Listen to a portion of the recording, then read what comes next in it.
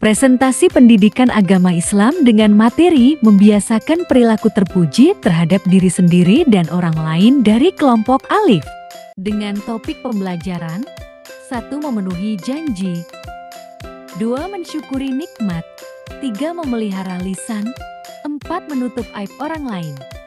Janji adalah sesuatu yang harus ditepati oleh seseorang terhadap pihak lain, baik kepada Allah maupun sesama manusia. Menurut KBBI, janji adalah ucapan yang menyatakan kesediaan untuk berbuat memberi, menolong, hadir, dan sebagainya. Dalam Islam, janji disebut juga akad, ikatan perjanjian yang kuat. Memenuhi janji merupakan bukti keimanan dan akhlak terpuji. Dalil tentang memenuhi janji. QS Al-Maidah ayat 1, Wahai orang-orang yang beriman, penuhilah janji-janji itu. QS Al-Isra ayat 34, dan penuhilah janji, karena sesungguhnya janji itu pasti diminta pertanggungjawabannya. Hadis Nabi, orang yang tidak menepati janji termasuk tanda orang munafik.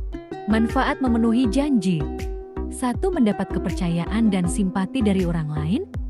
2. Menghindarkan diri dari perselisihan dan konflik, menghapus kesalahan serta memperoleh pahala. 3. Mendapat cinta Allah. Dan 4. Digolongkan sebagai orang bertakwa. Pembagian janji ada 2, yaitu janji kepada Allah Subhanahu wa Ta'ala dan janji kepada sesama manusia. Janji kepada Allah Subhanahu wa Ta'ala adalah manusia berjanji untuk beribadah, mengakui Allah sebagai Tuhan, dan taat kepadanya.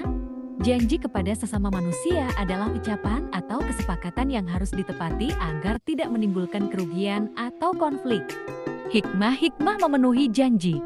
Yang pertama, menjadi tanda kesempurnaan iman seorang muslim. Kedua, menunjukkan akhlak yang baik dan mulia. Ketiga, membawa keberkahan, kepercayaan, serta kesuksesan hidup. B. Mensyukuri nikmat. Wujud mensyukuri nikmat. Wujud syukur harus menyatu antara hati, lisan, dan perbuatan.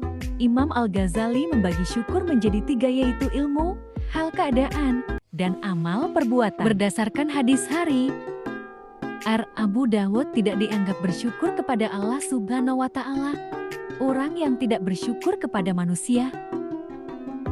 Manfaat rajin bersyukur: umat Islam wajib bersyukur kepada Allah SWT. Bersyukur merupakan bentuk terima kasih atas segala pemberian dan nikmat yang diperoleh selama menjalani kehidupan di dunia. Nikmat ditambah Allah, hidup berkah, terhindar dari penyakit hati, aktivitas produktif, bermanfaat bagi diri sendiri, lebih bahagia dan optimis. Yang dijelaskan pada Quran Surat Luqman ayat 12 yang artinya, pada hari ketika lidah, tangan, dan kaki mereka menjadi saksi atas mereka terhadap apa yang dahulu mereka kerjakan. C. Memelihara lisan. 1. Pentingnya menjaga lisan. Lisan adalah pusat segala ucapan manusia. Jika tidak dijaga, lisan bisa menyakiti banyak orang, menjerumuskan ke dosa, bahkan neraka. Orang beriman dianjurkan berkata baik, jujur, sopan, santun, atau lebih baik diam.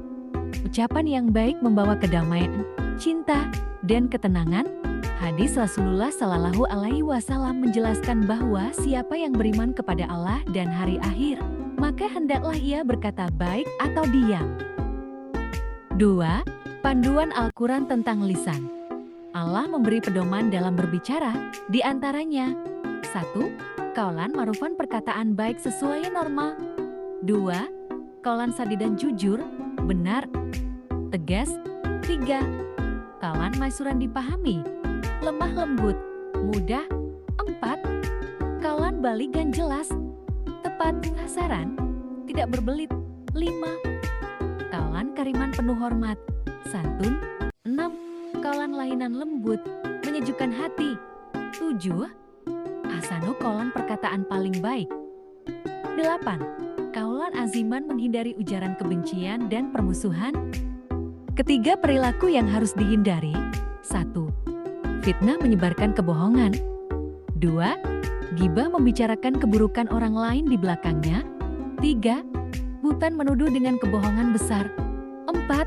Semua dilarang karena merusak hubungan dan menimbulkan dosa besar. Keempat, cara menjaga lisan: tidak berdusta atau bergunjing, Tidak menggunakan kata kotor, bicara sopan, santun, dan jujur. Tidak berkata kasar, mencela, atau menghina. Menjawab panggilan dengan baik. Tidak suka berdebat yang sia-sia. Menjauhi adu domba dan kebiasaan mudah marah. D. Menutup aib orang lain. Aib dari segi bahasa artinya malu, cela, noda, salah, atau keliru. Sesuatu yang memiliki aib dalam bahasa Arab disebut maib. Aib dapat berupa peristiwa, keadaan, atau suatu penjelasan. Macam-macam aib. 1. Aib khalqiyah. Aib khalqiyah terjadi karena terdapat cacat pada badan atau penyakit, menimbulkan malu bahkan bisa menyebabkan minder. 2. Aib khuluqiyah. Aib khuluqiyah berasal dari perbuatan maksiat, baik yang dilakukan sembunyi-sembunyi atau terang-terangan. Ketiga, aib dan media sosial. Menggunakan media sosial harus memperhatikan norma-norma agama dan aturan moral.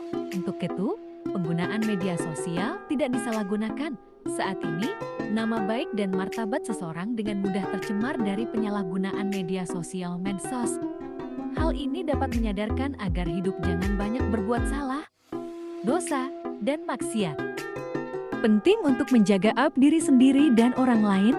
Dan siapa yang menutupi aib seorang muslim sewaktu di dunia, maka Allah akan menutupi aibnya di dunia dan akhirat.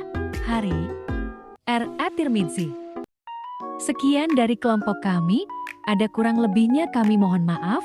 Sampai jumpa di materi selanjutnya. Terima kasih.